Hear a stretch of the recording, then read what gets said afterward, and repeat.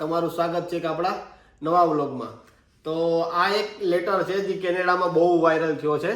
Canada 2026 census કરીને letter છે। તો આ લેટર વિશે આપણે થોડી માહિતી આપશું કે આ લેટર શેના વિશે છે, કેમ બધાને આમાં ઇન્ફોર્મેશન ભરવી જરૂરી છે, ઇન્ફોર્મેશન આમાં ન ભરીએ તો કેટલો ફાઇન આવે, શું છે એ હું તમને કહું।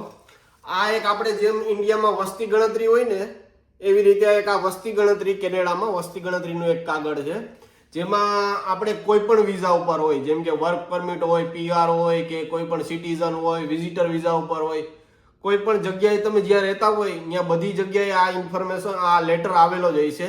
તો આમાં તમારે તમારી ઇન્ફોર્મેશન જે માંગેલી હોય એ તમારે વેબસાઇટમાં જઈ અને ફરજિયાત ભરવી જ જોશે। આની ડેડલાઇન પણ છે એ નેટમાં જોઈ લેજો, પણ એનાથી એક્સટેન્ડ 1-2 દિવસ વધારે પણ ટાઈમ આપેલો છે, જેથી આ બધી ઇન્ફોર્મેશન ભરી અને ઓનલાઈન સબમિટ કરવાની હોય છે। જે લોકો કોઈ ઓનલાઈન સબમિટ ન કરે તો એના માટે શું થાય?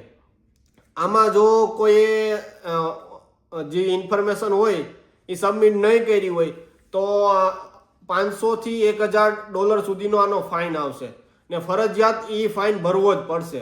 એટલે જે કોઈ પણને આ લેટર જે આવેલો હોય તમારા મેલ બોક્સમાં ચેક કરવાનું, તો આ લેટરને ઇગ્નોર ન કરતા આમાં જે ઇન્ફોર્મેશન માંગેલી હોય એ ફરજિયાત ભરવાની અને સબમિટ કરી દો વેલાહાર, એટલે તમને કોઈ પણ પ્રકારનો પ્રોબ્લેમ ન થાય।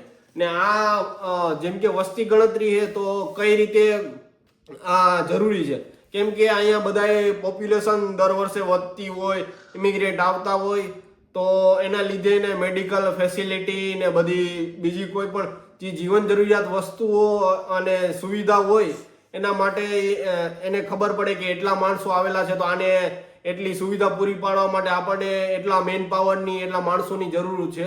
તો એના માટે આ લેટર ખાસ જરૂરી છે। જોઈ લ્યો હજી એકવાર આ જે લેટર છે ફરજિયાત આમાં માહિતી તમે ભરી લેજો અને ઓનલાઈન સબમિટ કરી દેજો। બસ આ જ હતો આજનો આપણો વ્લોગ। તો તમને કેવી લાગી આપણી માહિતી?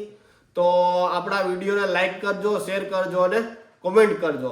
આવા જ વિડીયો જોવા માટે આપણી ચેનલને જરૂર સબસ્ક્રાઈબ કરજો।